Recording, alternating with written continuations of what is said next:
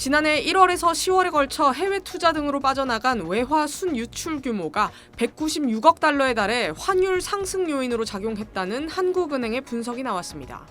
권영호 한국은행 국제금융연구팀장은 오늘 한국경제학회 등 주최로 열린 외환시장 공동정책 심포지엄에서 국내 거주자들의 해외 투자 확대로 달러의 초과 수요가 큰 폭으로 늘었다고 말했습니다.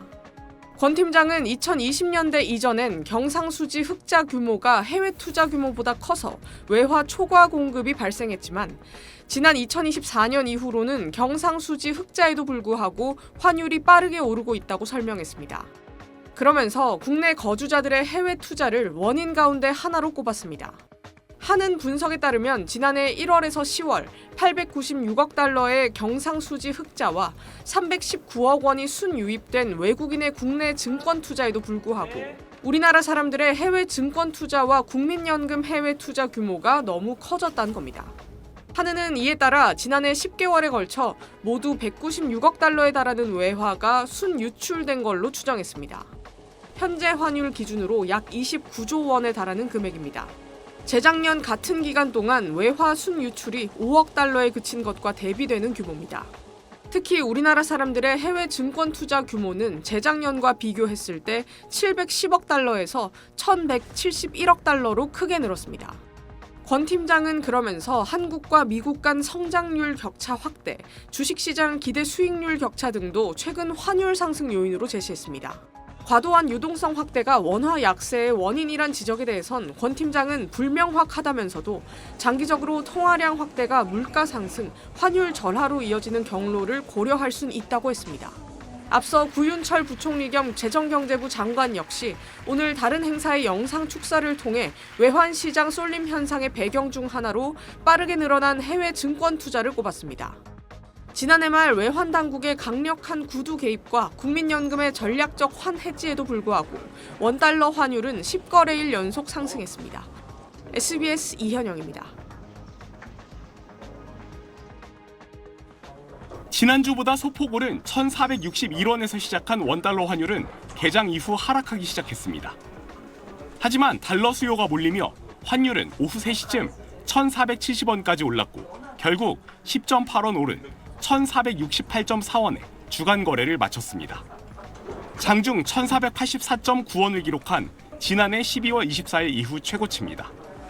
최근 원화는 엔화의 움직임에 따라가는 경향이 높은데 일본 조기 총선 가능성과 재정 불안 우려에 엔화가 약세를 보인 영향이 큽니다. 코스피가 4,624를 기록하며 또 사상 최고치를 경신했지만 외국인 투자자가 3,500억 원어치를 순매도하면서 환율 상승을 자극했습니다.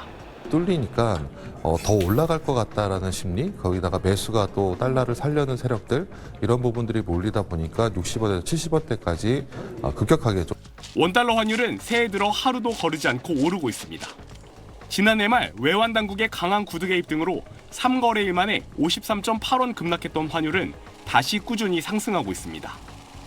해외 주식 투자를 위한 환전 수요와 환율 추가 상승을 기대한 달러 예금 증가, 기업들의 결제 수요 등이 원인으로 지목됩니다. 올 들어 지난 9일까지 국내 개인 투자자들의 미국 주식 순매수액은 19억 4,200만 달러로 같은 기간 기준 역대 최대치를 기록했습니다. 구조적으로 성장률 격차가 계속 나고 있고요. 매매 투자 들어가고 이런 것들이 전반적으로 구조적인 달러 수요를 만들어낼 거라고.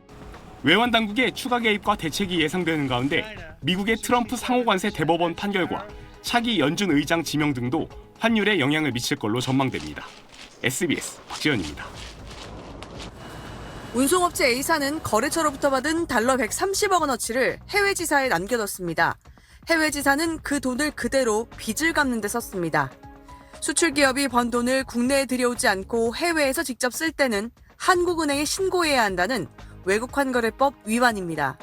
거래 중간에 해외 페이퍼 컴퍼니를 끼워 넣고 달러를 빼돌려 비자금을 조성한 기업들도 적발됐습니다. 지난해 관세청이 수출기업 104곳을 검사했더니 97%가 이런 불법 외환 거래를 한 사실이 확인됐습니다. 적발 금액만 2조 2천억 원이 넘습니다. 좀 더 환율이 오르면은 그때 가서 좀 어떤 그 시세 차익을 노리고 절차 위반 사항뿐만이 아니고 이런 환율 불안정을 틈타서 국내 재산을 해외로 도피시키는. 세관에 신고한 수출 금액과 국내에서 받은 무역 대금 차이는 지난해 1월부터 11월까지 1,685억 달러, 약 248조 원으로 5년 내 최고 수준입니다.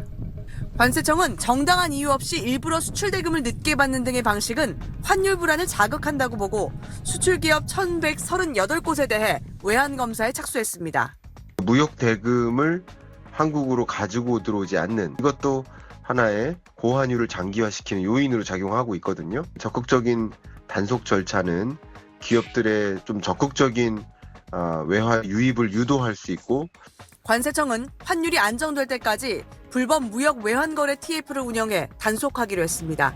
오늘 원달러 환율은 지난달 30일 이후 9거래일째 상승하면서 1,473.7원으로 마감했습니다. SBS 최희선입니다.